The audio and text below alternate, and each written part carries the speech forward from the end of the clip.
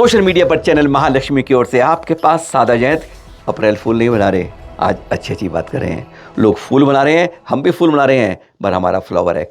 कुछ दिनों से एक खट्टी खबरें सुन सुनकर ना मन थोड़ा उब गया है, तो आज रस बदलते हैं, मीठे रस की बात करते हैं, पर कठोरता के तप की बात करते। देख रहे हैं आप, ये है महाराष्ट्र के बुल्ढाना के सोनाडा के जंगल। विहार कर रहे हैं आचार्य श्री विश्व सागर जी के कार्यक्रम में। सब बताएंगे आपको धीरे धीरे, कल भी सुनिएगा बाद में। हाँ, 27 अप्रैल से 2 मई जो हो रहा है ना सुमति धाम इंदौर के, उसके लिए मुनिषी सरवार सागर जी संग पढ़ते जा रहे थे। संतरे के बाग में किसान के ठहरे हुए थे और रात को बस ध्यान गया, आज की रात इस घने जंगल में ही ध्यान में बीतेगी। 3 दिन पहले के दृश्य देख रहे हैं आप ये, पर देख लीजिए दिगंबर संतों की चर्या कुछ इस प्रकार की होती है। ना दिन देखते हैं, न रात देखते हैं, ना स्थान देखते हैं और ना कोई समाज देखते हैं। बिल्कुल शांति से घनघोर जंगल में जहाँ इंसान नहीं होते, पशु होते हैं, उनके बीच में यह ध्यान की प्रक्रिया धन्य कर देती है। दिगंबर सोचर्या सबको नतमस्तक कर देती है। एक ही नहीं, आगे देखते हैं। आचार्य सुनील सागर जी बढ़ते जा रहे हैं ईडर की तरफ, वेलूर को क्रॉस कर रहे हैं, दृश्य देख रहे हैं। वहाँ अतिशयगरी चिंतामणि पाशना तीर्थ से जब गुजरे, बस कहते हैं एकदम जंगल की झाड़ियों से पहाड़ियों के पास से गुजरे थे। पति रास्ता था, कठिन रास्ते थे। अरे समय का टाइम हो गया, बस कहा था ना स्थान देखते हैं ना कुछ और देखते हैं। अरे स्थान से मतलब नहीं, ध्यान का समय है। हो गए सीधा ध्यानस्थ, खड़गासन प्रतिमा स्वरूप के अंदर सामायिक के लिए। यह होती है, ना कोई गद्दा चाहिए होता है, ना तख्त चाहिए होता है, कुछ नहीं। दिगंबर संतों को तो बस वक्त चाहिए होता है। गजब की चर्या होती है, इसको देखकर गदगद हो जाते हैं। चिंता मत करिए, मन ऐसा हो रहा है कुछ दिनों में चलना मर्जी वहीं पहुंच जाएंगे। चलिए आगे बढ़ते हैं। हाँ, आज सुबह तो विहार हुआ है। ये दृश्य देख रहे हैं वैसे आप बालाश्रम दिल्ली के, जहाँ पर विराजमान थे 3 दिन के सप्ताह भर से आचार्य श्री विमर्श सागर जी का 37 पिच्छी का संग विधान हुआ यहाँ पर। बहुत कहते हैं एक प्रकार से ये कुछ VIP शहर होते हैं जहाँ पर उन्होंने ऐसी प्रभावना की कि कहते हैं समाज जागृत हो गया। आहार के दृश्य गजब के होते थे, कहते थे मन को वर्णित करते। बार बार कहा ना आपने, आहार और विहार अपनी जिम्मेदारी निभाई। पर हाँ, आचार्य श्री ने यहाँ पर भी बात नहीं भूली। और तीर्थों के एक किसी ने पूछा कि जन्म दिवस कैसे मनाना चाहिए, बस सवाल के जवाब में उन्होंने क्या कह दिया, सुनते हैं जरा एक बार, वह सुनते हैं। जन्मदिन आदि के अवसरों पर आप इतने महंगे महंगे केक मंगवाते हैं जो अभक्ष होते हैं। अरे जन्मदिन के अवसरों पर ही आपको तीर्थ संरक्षण के लिए कुछ दान करना चाहिए, क्योंकि ये तीर्थंकर भगवान का स्मरण कराते हैं। ये तीर्थंकर भगवंतों के कल्याणकों की याद दिलाते हैं। ये हमारी पहचान है, ये हमारी आन बान शान है।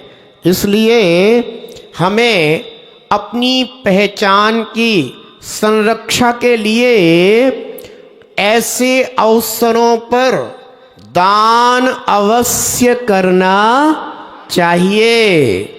और आज दरियागंज मुनि सुब्रतनाथ प्रभु के जिनालय में भारतवर्षीय दिगंबर जैन तीर्थ क्षेत्र कमेटी की ओर से गुल्लक स्थापित की गई है।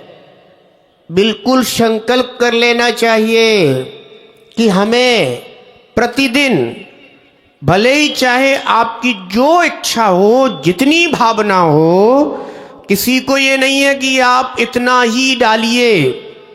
आपकी तो 1 रुपये की भावना हो तो 1 रुपये डालिए, और 1000 की भावना हो तो 1000 डालिए, 10,000 की भावना 10,000 डालिए, लाख की भावना हो लाख डालिए। लेकिन गुल्लक में अपनी दान राशि के साथ साथ अपनी भाव राशि अवश्य डालने का प्रयास कीजिए। यह दान राशि और भाव राशि जब अपने तीर्थों को लेकर के होगी तो अवश्य ही वे तीर्थ आपको भव सागर से तिराने में कारण बनेंगे। यहीं रहते रहते वे तीर्थ वहाँ हैं, आप यहाँ हैं। आपने अपनी दान राशि भाव राशि दोनों जो समर्पित की है, वे तीर्थ आपको यहीं से तीर्थ वंदना का फल प्रदान करेंगे। आज गजब के संतों की बात हो रही है आपसे, एक के बाद एक, और शुरुआत हो रही है कुलचाराम हैदराबाद के पास से चलते चलते चलते चलते कहते हैं पहले आंध्र प्रदेश क्रॉस किया, तेलंगाना से करते करते मध्य प्रदेश आए, मध्य प्रदेश से उत्तर प्रदेश आए, उत्तर प्रदेश से अब रुद्रपुर को क्रॉस कर रहे हैं उत्तराखंड के अंदर बद्रीनाथ जाते हुए आचार्य श्री प्रसन्न सागर जी। प्रसन्न क्या करते हैं, अरे बड़ी अच्छी क्लास लेते हैं। आज नहीं, कल से आपको दिखाएंगे रॉक ब्रेक के कैसी चैनल महालक्ष्मी क्लास लगी, ऐसी क्लास और ऐसे सवाल और ऐसे जवाब, नींद उड़ जाएगी एक बार। पर हम बात कर रहे हैं इनकी चर्या की। वही तापमान 40-42 जब था मध्य प्रदेश में, तब भी मंदिर के छत पर कहते शिखर के पास ध्यान लगाने में जो होता है ना आनंद, वह कहीं और नहीं मिलता। तुम्हारे बंद कमरों में पंखे झलते हुए नहीं मिलता है, वो जो यहाँ ऊपर तपती धूप के अंदर मिलता है। हमने पूछ भी लिया था, आचार्य श्री अभी तो गरम गरम पर तप कर रहे हो, और जब बद्रीनाथ पहुँचोगे तो वहाँ बर्फ़ होगी, ठंड पड़ेगी, ऐसा लगेगा भाई साहब उस ठंड के अंदर, क्या आप तब भी छत के ऊपर करोगे? उन्होंने कहा ध्यान और समाहिक के अंदर, तप के अंदर संत के लिए ना गर्मी होती है ना सर्दी होती है, बस एक बरसात से वह पेड़ों की छाँव में होती है। बढ़ते जा रहे हैं और कहते हैं अपनी चर्या को, विहार लगातार चल रहा है, एक दिन आहार एक दिन उपवास चल रहा है। ऐसे ऐसे इसके अंदर तपस्वी हैं, संघ के अंदर हैरान हो जाते हैं। अष्टमी चौदश को चौके की जरूरत नहीं पड़ती है। बढ़ते जा रहे हैं, किस तरह से देख रहे हैं आप? हाँ, सुना है कि दिल्ली के पास चतुर्मास होगा, बाद में बताएंगे। दृश्य देख रहे हैं आप? हाँ, दिल्ली की मुख्यमंत्री रेखा गुप्ते जी को आमंत्रण दिया जा रहा है अहिंसा स्थली से। बिल्कुल समझ गए आप। महावीर स्वामी के 2624वें जन्म कल्याण पर 24वें तीर्थंकर के 24 साल बाद महामस्तकेश्वर के लिए है ना। और उन्होंने आश्वासन दे दिया कि 9 से 13 के बीच में आऊंगी जरूर। किस दिन अभी बता देंगे। और हाँ, इस अहिंसा स्थली के गजब के पद्मासन महावीर भगवान ग्रेनाइट के हैं। पता है कर्नाटक के करकला में 5 साल तक छेनी से तराश कर ये प्रतिमा बनी थी। कद मालूम है इसका? 16 फुट 2 इंच। अगर आप कहें कमल है इसमें 2 फुट 8 इंच का, और प्रतिमा है 13 फुट 6 इंच की। चौड़ाई इसकी पता है 11 फुट 10 इंच की है। प्रतिमा का वजन है 30 टन, कमल का वजन है 17 टन, और पूरी प्रतिमा है 47 टन की। गजब की प्रतिमा है। आकर्षण बस खींचे जा चले आता है। अरे 24 साल बाद महामस्तकाभिषेक होता है। आचार्य श्री के गुरुवर के शिष्य मुनिषी प्रणम्य सागर जी 6 तारीख को यहाँ प्रवेश होगा। 7 तारीख को सुबह 5:30 बजे आरंभ योग होगा।